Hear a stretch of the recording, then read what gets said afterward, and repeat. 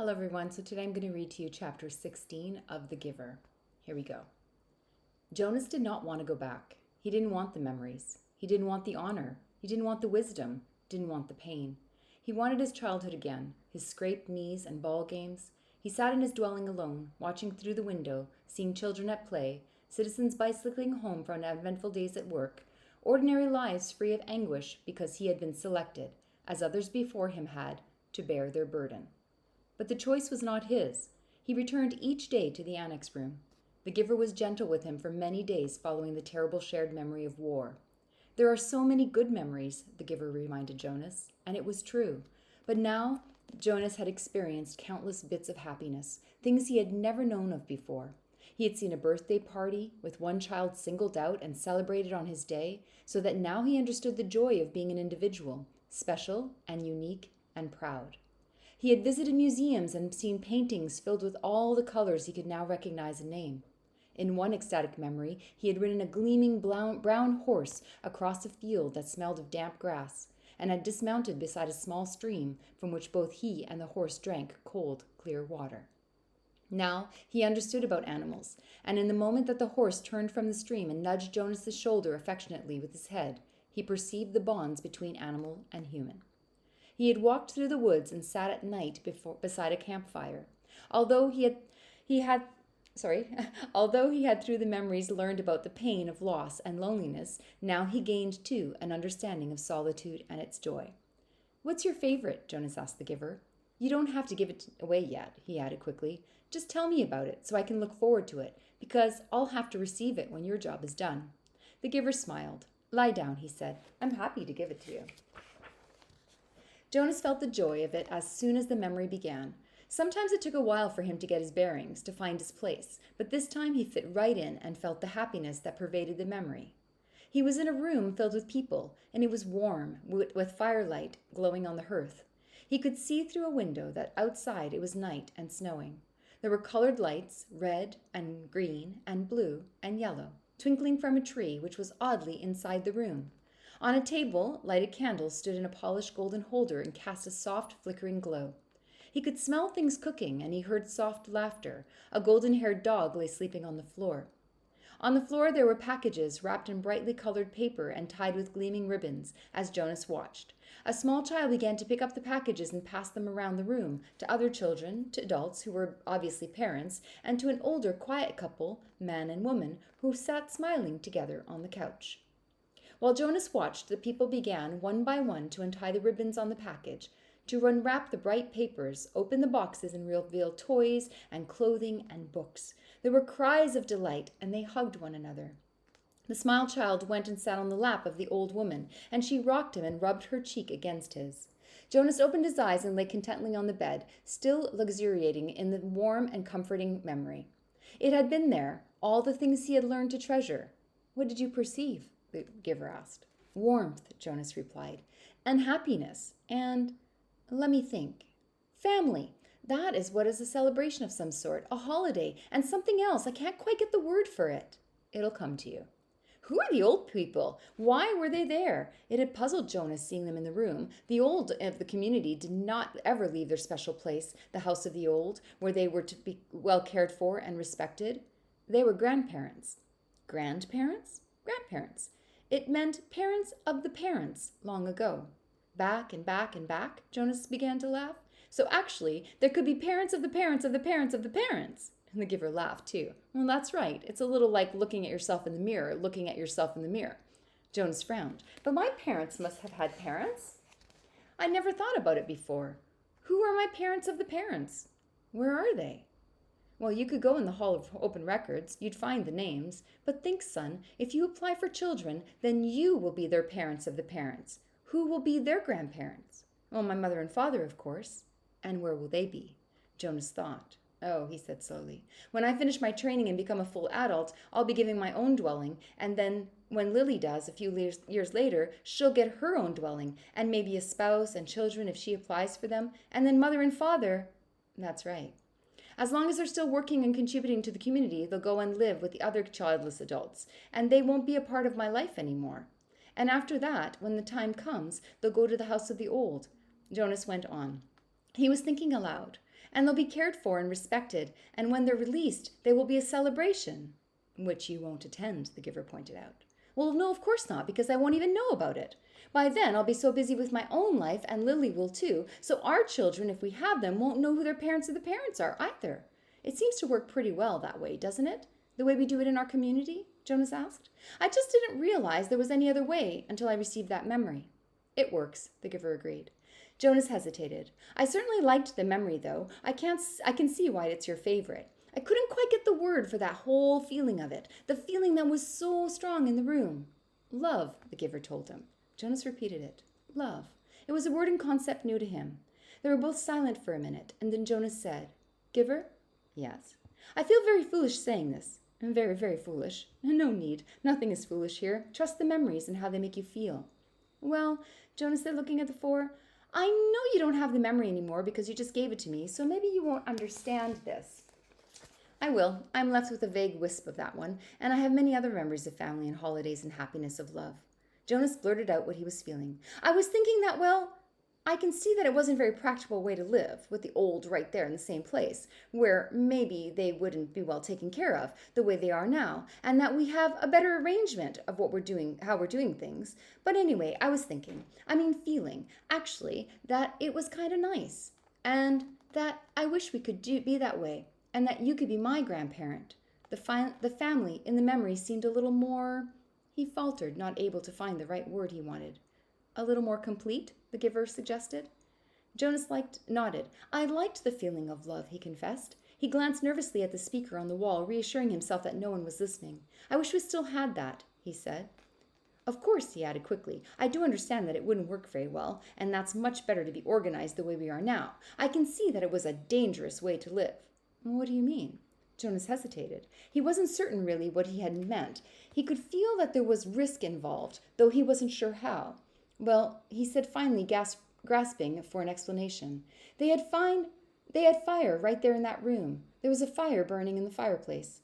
There were candles on the table. I can certainly see why those things were outlawed. Still, he said slowly, almost to himself, I did like the light they made, and the warmth. Father, Mother, Jonas asked tentatively after the evening meal, I have a question I want to ask you. What is it, Jonas? His father asked. He made himself say the words, though he felt flushed with embarrassment. He had rehearsed them in his mind all the way home from the annex. Do you love me? There was an awkward silence for a moment.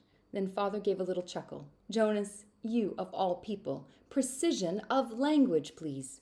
What do you mean? Jonas asked. Amusement was not at all what he had anticipated. Your father means that you have used a generalized word, so meaningless that it's become almost obsolete. His mother explained carefully. Jonas stared at them. Meaningless? He had never before felt anything as meaningless as that memory. And of course our community can't function smoothly if people don't use precise language. You could ask, do you enjoy me? And the answer is yes, his mother said. Or his father suggests, do you take pride in my accomplishments? And the answer is wholeheartedly yes. Do you understand why it's inappropriate to use a word like love? Mother asked. Jonas nodded. Yes, thank you, I do, he replied slowly. It was his first lie to his parents. Gabriel, Jonas whispered that night to the new child. The crib was in his room again. After Gabe had slept soundly in Jonas's room for 4 nights, his parents had pronounced the experiment a success and Jonas a hero. Gabriel was growing rapidly, now crawling and giggling across the room and pulling himself up to stand. He could be upgraded in the nurturing center, father said happily, now that he slept. He could be officially named and given his family in December, which was only 2 months away. But when he was taken away, he stopped sleeping again and cried in the night. So he was back in Jonas's sleeping room. They would give him a little more time, they decided, since Gabe seemed to be like it in Jonas's room. He would sleep there at night a little longer until the habit of sound sleep was fully formed. The nurturers were very optimistic about Gabriel's future. There was no answer to Jonas's whisper. Gabriel was sound asleep. Things could change, Gabe. Things could be different. I don't know how, but there must be a way for things to be different. There could be colors. And grandparents, he added, staring through the dimness of the ceiling to his sleeping room. And everybody would have the memories. You know about memories? He whispered, turning towards the crib. Gabriel's breathing was even and steep. Jonas liked having him there, though he felt guilty about the secret. Each night he gave memories to Gabriel. Memories of boat rides and picnics in the sun. Memories of soft rainfall and window panes. Memories of dancing barefoot on damp lawns. Gabe? The new child stirred slightly in his sleep. Jonas looked over at him. There could be love, Jonas whispered. The next morning, for the first time, Jonas did not take his pill. Something within him, something that had grown there through the memories, told him to throw the pills away. That's the end of chapter 16. So basically, if we look at the review of that chapter, we have that Jonas is struggling with his new assignment, but he knows he can't give it up. Like, it's really important. It's part of what he needs to be doing. The giver is sharing with him different kinds of memories. He shared with him his very favorite memory, which was including the family gathering, which we could assume is Christmas because of the presents, the decorations. He learns about grandparents, something that they don't have in the community because they moved to the house of the old. It's very, set where, the parents go off and you don't have those contacts, those connections, those family connections. And then he learns about love, which is really interesting to him because it's a good feeling and he wonders why the community doesn't have that. He even tries it out on his parents by asking if they love him. And of course, they don't really understand what that means because they've never actually felt that. So that's the end of chapter 16.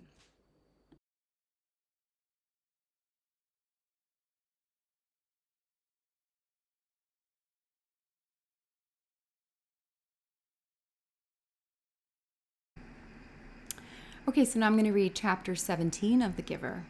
Today is declared an unscheduled holiday. Jonas, his parents, and Lily all turned in surprise and looked at the wall speaker from which the announcement had come. It happened so rarely and was such a treat for the entire community when it did. Adults were exempted from the day's work, children from school and training and volunteer hours. The substitute laborers, who would be given a different holiday, took over all the necessary tasks, nurturing, food delivery, and care of the old, and the community was free. Jonas cheered and put his homework folder down. He had been about to leave for school. School was less important to him now, and before much more time passed, his formal schooling would end. But still, for 12s, though they had begun their adult training, there were endless lists of rules to be memorized and the newest technologies to be mastered. He wished his parents, sister, and Gabe a happy day and rode down the bicycle path looking for Asher. He had not taken the pills now for 4 weeks. The stirrings had returned, and he felt a little guilty and embarrassed about the pleasurable dreams that came to him as he slept. But he knew he couldn't go back to the world of no feelings that he had long lived. And his new heightened feelings permeated a greater realm than simply his sleep. Though he knew that his failure to take the pills accounted for some of it, he thought that the feelings also came from the memories. Now he could see all the colors. He could keep them, too, and that the trees and grass and bushes stayed green in his vision. Gabriel's rosy cheeks stayed pink, even when he slept, and apples were always, always red. Now through the memories he had seen oceans and mountain lakes and streams that gurgled through woods, and now he saw the familiar wide river beside the path differently. He saw all of the light and color and history it contained and carried in its slow-moving water, and he knew that there was an elsewhere from which it came and an elsewhere to which it was going. On this unexpected casual holiday, he felt happy, and he always had on holidays. But with deeper happiness than ever before, thinking as he always did about precision of language, Jonas realized that it was a new depth of feelings that he was experiencing. Somehow they were not all the same as the feelings that every evening, in every dwelling, every citizen analyzed with the endless talk. I felt angry because someone broke the play area rules, Lily had said once, making a fist with her small hands to indicate her fury. Her family, Jonas among them, had talked about the possible reasons for rule breaking and the need for understanding and patience until Lily's fists had relaxed and her anger was gone. But Lily had not felt anger. Jonas realized that now. Shallow impatience and exasperation, that was all Lily had felt. He knew that with certainty because now he knew what anger was. Now he had, in the memories, experienced injustice and cruelty, and he had reacted with rage that welled up so passionately inside him that the thought of discussing it calmly at the evening meal was unthinkable. I felt sad today, he had heard his mother say, and they had comforted her. But now Jonas had experienced real sadness. He had felt grief. He knew that there was no quick comfort for emotions like those. They were deeper, and they did not need to be told. They were felt. Today, he felt happiness. Asher! He spied his friend's bicycle leaning against a tree at the end of the playing field. Nearby other bikes were strewn around the ground. On a holiday, the usual rules of order would be disregarded. He skipped to a stop and dropped his own bike beside the others. "Hey, Ash!" he shouted, looking around. There seemed to be no one in the play area. "Where are you?" A child's voice coming from a nearby bush. "Psh, psh, pow, pow, pow, pow." A female, 11, named Tanya, staggered forward from where she had been hiding. Dramatically, she clutched her stomach and stumbled around in a zigzag pattern, groaning. "You got me," she called, and she fell to the ground, grinning. Blam! Jonas, standing on his side of the playing field, recognized Asher's voice. He saw his friend aiming an imaginary weapon in his hand, dart from behind one tree to another. "Blam! You're in my line of ambush, Jonas! Watch out!" Jonas stepped back. He moved behind Asher's bike and knelt so that he was out of sight.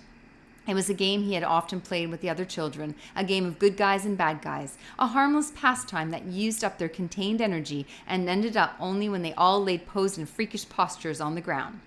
He had recognized it before as a game of war. "Attack!"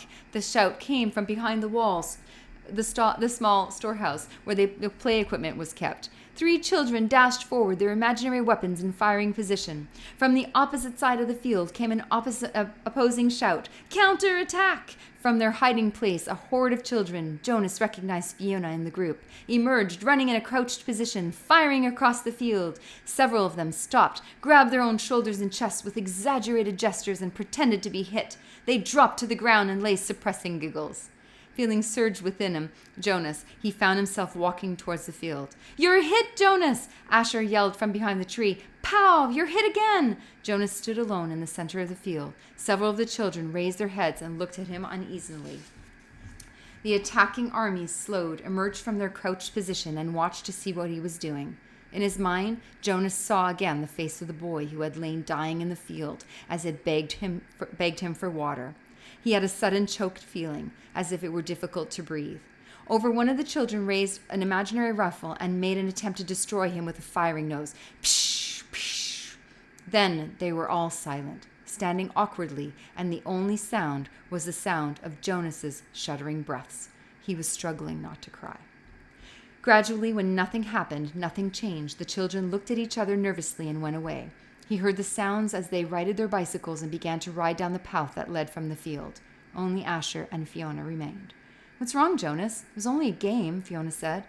"You ruined it," Asher said in an irritated voice. "Don't play it anymore," Jonas pleaded. "I'm the one who's training for assistant recreation director," Asher pointed out angrily. "Games aren't your area of expertness." "It's expertise," Jonas corrected him automatically. "Whatever! You can't say what we play even if you are going to be the new receiver." Asher looked warily at him. "I apologize for not paying you the respect you deserve," he mumbled. "Asher," Jonas said. He was trying to speak carefully and with kindness, to say exactly what he wanted to say. "You had no way of knowing this. I didn't know it myself until recently. But it's a cruel game. In the past, there have..." "I said I apologize, Jonas." Jonas sighed. It was of no use. Of course, Asher couldn't understand. "I accept your apology, Asher," he said wearily. "Do you want to go for a ride along the river, Jonas?" Fiona asked, biting her lip with nervousness. Jonas looked at her. She was so lovely. For a fleeting instant, he thought he would like nothing better than to ride peacefully along the river path, laughing and talking with his gentle female friend. But he knew that such times had been taken from him now. He shook his head, and after a moment his 2 friends turned and went to their bikes. He watched as they rode away. Jonas trudged to the beach beside the storehouse and sat down. Overwhelmed with feelings of loss, his childhood, his friendship, his carefree sense of security, all of these things seemed to be slipping away. With his new heightened feelings, he was overwhelmed by sadness at the way the others had laughed and shouted, playing at war. But he knew that they could not understand why without the memories. He felt such a love for Asher and for Fiona, but they couldn't feel it back. Without the memory, and he could not give them those, Jonas knew with certainty that he could change nothing. So here, we're just stopping for a second here to talk about this. You can sense the frustration in Jonas. He has this huge task of carrying all these memories, yet he's still immersed in the community, and he knows that everybody around him doesn't have those feelings. Even just a simple game of war, he's seen what real war is. They have no idea. So he's sad and he's frustrated and he's confused, and you can see that he's really struggling with his new role. Okay, let's continue. Back in their dwelling that evening, Lily chattered merrily about the wonderful holidays she had had, playing with her friends, having her midday meal outdoors, and, she confessed, sneaking a very short try on her father's bicycle. "I can't wait till I get my very own bicycle next month. Father's is too big for me. I fell," she explained matter-of-factly. "Good thing Gabe wasn't in the child seat." "A very good thing," Mother agreed, frowning at the idea of it. Gabriel waved his arms at the mention of himself. He had begun to walk just the week before. The first steps of a new child were always the occasion for celebration at the nurturing center, Father said, but also for the introduction of a discipline wand. Now Father brought the slender instrument home with him each night in case Gabriel misbehaved. But he was happy and an easygoing toddler. Now he moved unsteadily across the room, laughing. "Gay!" he chirped. "Gay!" It was the way he said his own name. Jonas brightened. It had been a depressing day for him, after such a bright start, but he set his glum thoughts aside. He thought about starting to teach Lily to ride so that she could speed off proudly after the ceremony of 9, which would be coming soon. It was hard to believe that it was almost December again, that almost a year had passed since he had become a 12. He smiled as he watched the new child plant one small foot carefully before the other, grinning with glee at his own steps as he tried them out. "I want to go to sleep early tonight," Father said. "Tomorrow's a busy day for me. The twins are being born tomorrow, and the test results show they're identical." "One for here and one for elsewhere," Lily chanted. "One for here and one for else." "Do you actually take it elsewhere, Father?" Jonas asked. "No, I just have to make the selection. I weigh them, hand the larger one over to the nurturer who's standing by, waiting, and then I get a smaller one cleaned up and comfy. Then I perform a small ceremony of release, and..." He glanced down, grinning at Gabe. "Then I wave, bye-bye," he said in the special sweet voice he used when he spoke of the new child. He waved his hands in that familiar gesture. Gabriel giggled and waved bye-bye back to him. "And somebody else comes to get him? Somebody from elsewhere?" "That's right, Jonas Bonus." Jonas rolled his eyes in embarrassment that his father had used the silly pet name. Lily was deep in thought. "What if they give the little twin a name elsewhere? A name like, maybe Jonathan. And here in our community, at his naming the twin that we kept, here, his name is Jonathan. And then there would be 2 children with the same name, and they would look exactly the same. And maybe someday, when they're 6, one group of 6s would go to another community on a bus, and there in the other community, in the other group of 6s, there would be Jonathan, who is exactly the same as the other Jonathan. And then maybe they would mix him up and take the wrong Jonathan home, and then maybe his parents would notice, and then..." She paused for breath.